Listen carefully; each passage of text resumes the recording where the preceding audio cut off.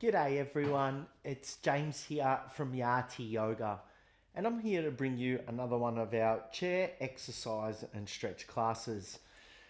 If you've just found us, well, welcome to Yati, and what we advise is probably for you to go back and go to one of our earlier classes and just progress your way through before you start to do our weekly classes.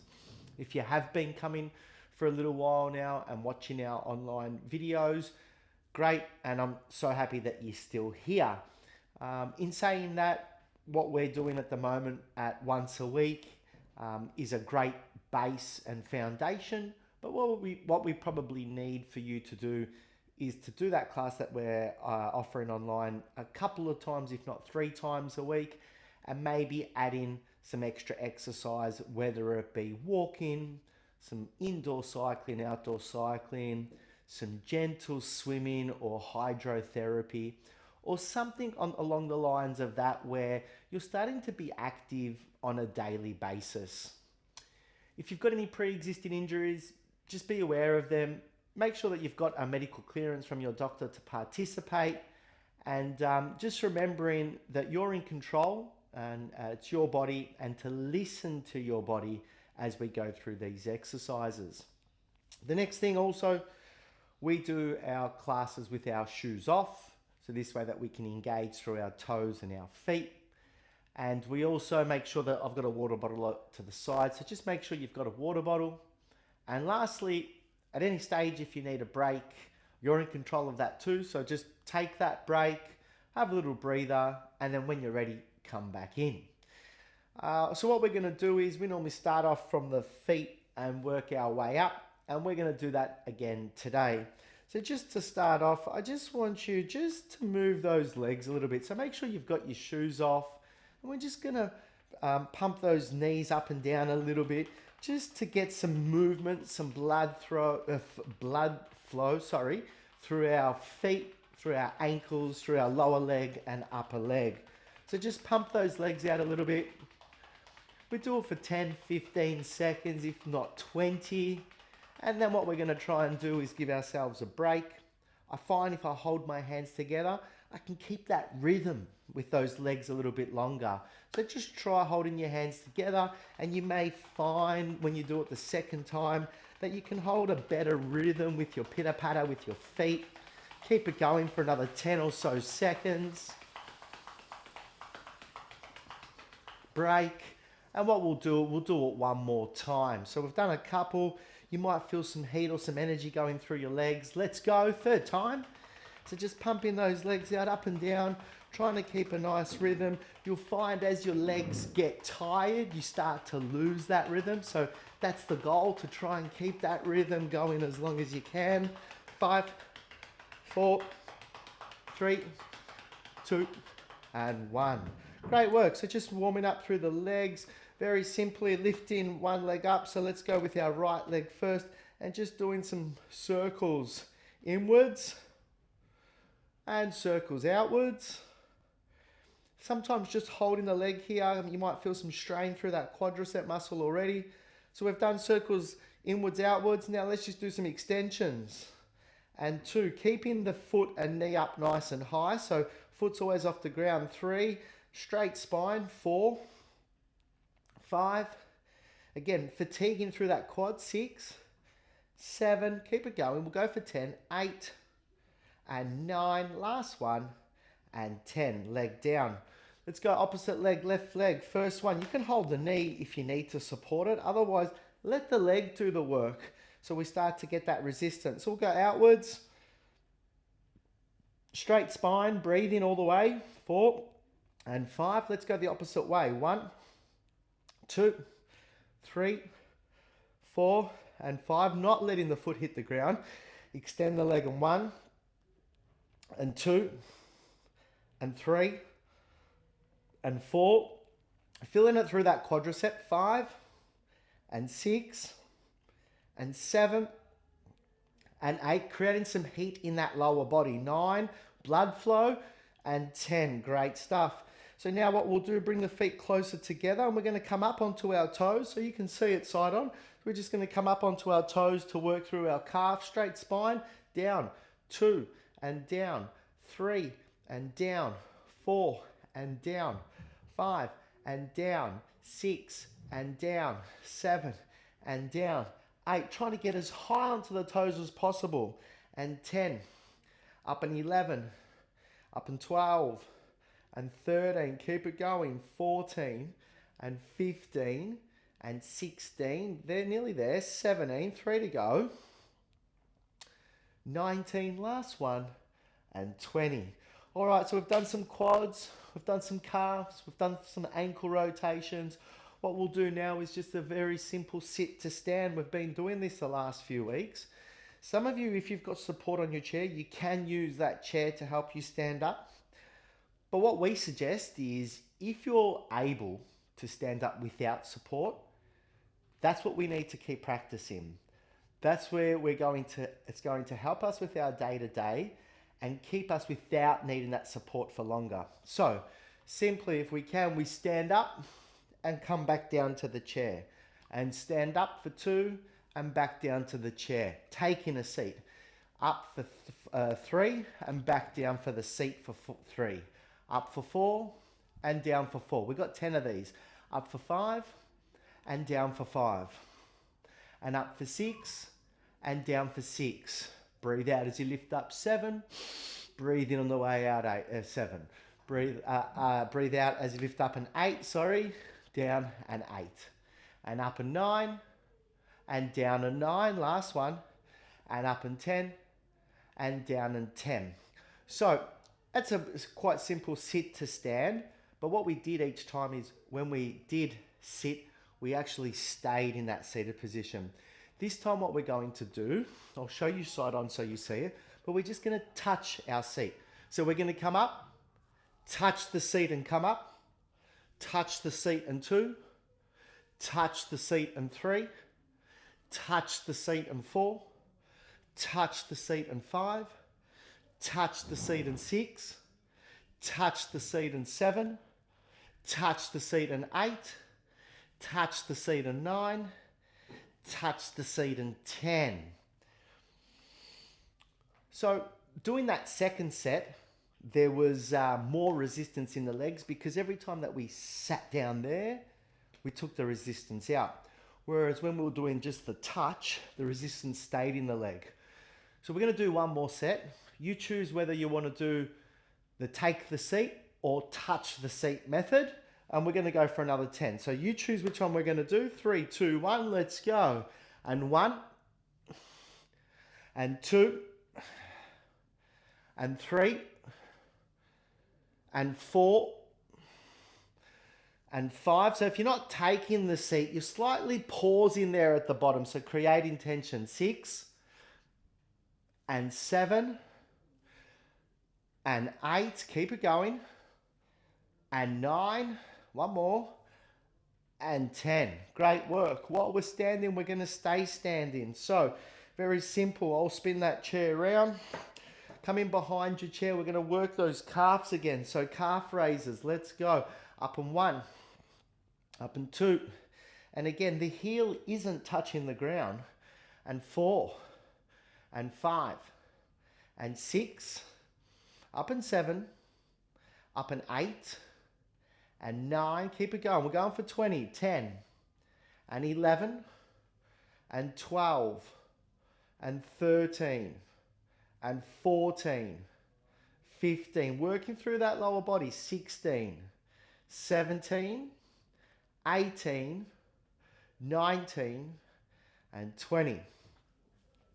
If you remember with our last class, we also worked on picking something up from the ground. So it was holding onto a chair or a bench or something, and then being able to get down to the ground, touch it, grab whatever you need to grab and come up. A very important movement as we get older, and something that if we don't keep up our movement and range of motion can get quite difficult. So again, very simply, what we're going to do today is we're going to hold with one hand, touch down with the other, change the hand, hold with the opposite hand, touch down with the other. So I want you to try that. Now, some people, if they had trouble getting down to that position, what we suggested last week was that they drop a knee, grab what they have to grab, and then using their hands, so you're grabbing what you're grabbing, using your hands and coming up. So again, you can do either or either, but you're dropping down, so you drop one knee down, you come up, and you may find that it's a bit easier to come back up. So whichever you want to do, the drop the knee or not, just about touching the ground with your hand and getting that range up and down. So we want to do 10, 5 on each side. Let's go. And down, touch, and come back up. You can go as slow or as fast as you need to. Down, touch, and come back up. Taking time, and just start to feel your body. Is it your back that's limiting you? Could it be your legs? Is it a pre-existing old knee injury? And what we can do is we can ascertain what areas of our body we need to focus on to add some more movement. That's 4 and 4. And we've got one more on either side. There's 1. And there's 1. All right. So we've worked a fair amount of lower leg movement. And as we get older, I believe that lower legs probably does become more important than upper body. The upper body can still function, grab, push, pull. But it's the legs that limit us when it comes to our strength, our cardiovascular, our balance. And these are the things that I feel that maybe as we age, we need to focus on more. So looking after that lower half more so than the upper half. Okay, so let's go. Bringing your leg back behind you, point the toes to the ground, keep a straight spine and lift that leg up. Feel tension through lower back, glute, and possibly hamstring. Let the foot touch the ground just, and 2. Touch it down, and 3. Touch it down, and 4. Your body wants to swing forward here. Keep it straight. 5. Up, and 6. You'll find that you can't really lift that leg up too high. 7. Up, and 8. Up, and 9. And up, and 10. Opposite leg.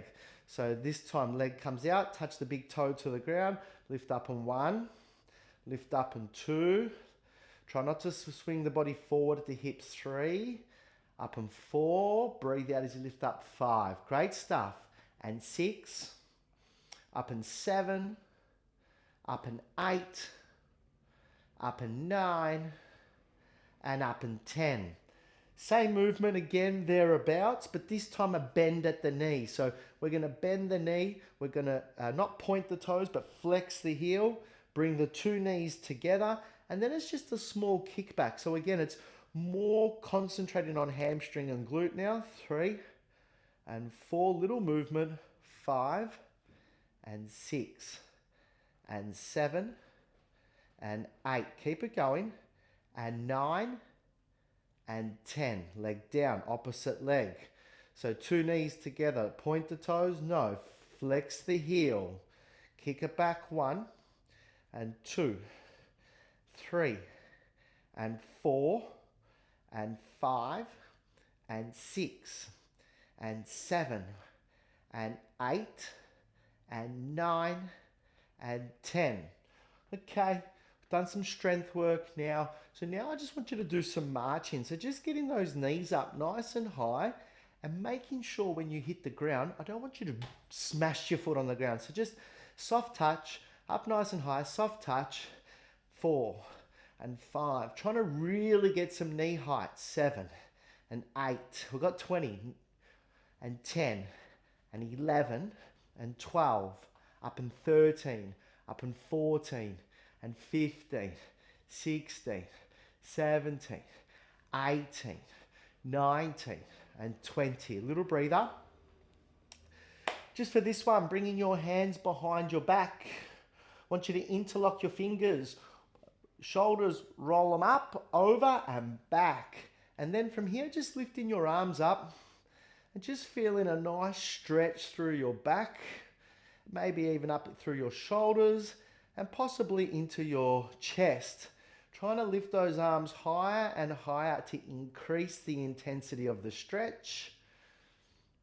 Holding it there and slowly release. give them a bit of a shake out. Whilst we're standing, we'll do a few more. Very simply, this time I want you to bring your arm across the body. So right hand comes across, left arm comes under, grabs on this elbow region to pull the arm across. You can also put the elbow through this underneath side of the forearm and just help you pull that shoulder across. Keep your head straight, tall, and feel the stretch through that shoulder muscle. Just trying to hold the stretches 10, 15, 20 seconds. And ultimately, if you are doing this program or this class without me and you do it a second time, you can pause the video, stay a bit longer in the stretch, and then commence the video again. And release that arm, give it a bit of a shake. Same on the opposite side. This time, left arm across the body, right hand comes under. Again, underneath side of the forearm, puts pressure through that elbow to pull that arm across to feel it through that shoulder.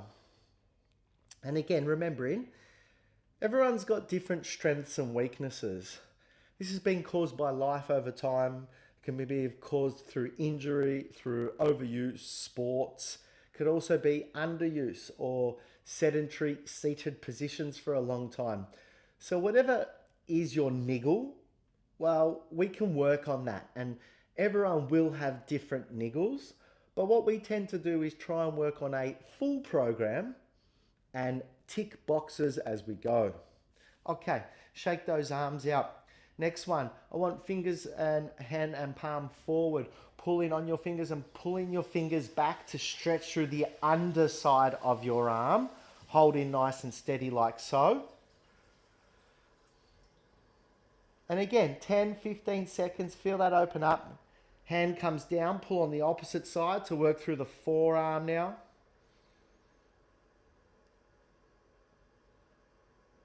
Great stuff. And release that hand, opposite hand, palm up, pull those fingers back, and keeping that lower part of the arm straight to really feel tension through that lower arm. Just getting a good stretch.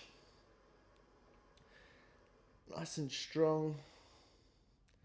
Another good way to keep some strength through our extremities, especially our fingers, is to work with a ball, whether it be a tennis ball or some form of ball, and just do some squeezing, gripping, catching exercises. So as these classes develop, we are going to add some of that stuff into it.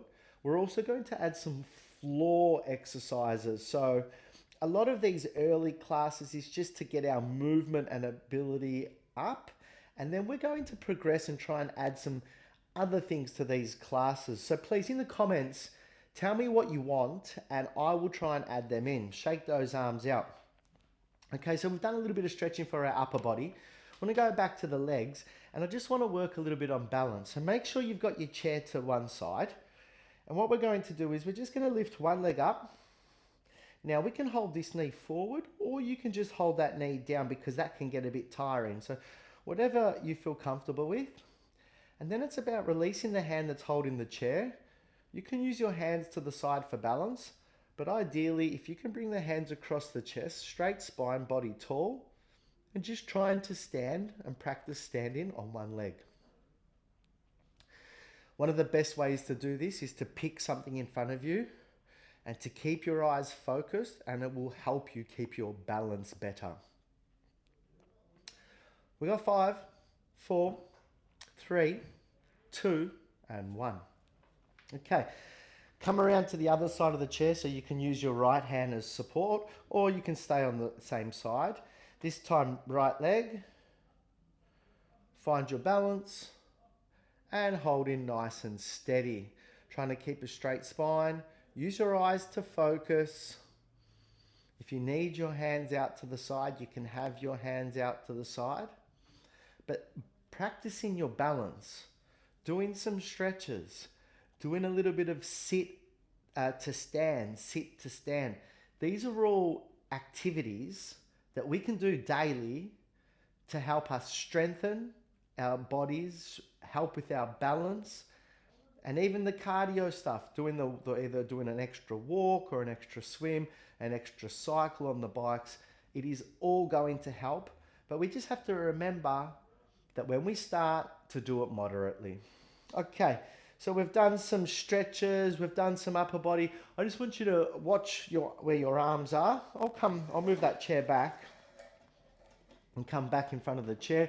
So just going to extend your hands up nice and high. I want you to bring your hands down to square and really try and, elbows want to come forward, really try and pull those elbows back. You'll feel your scapula and rhomboid sort of rotate in, and just give a hold there for 5, 4, 3, 2, 1, and release up. And again, arms come down to square, pull elbows back, 5, 4, 3, 2, 1, and up.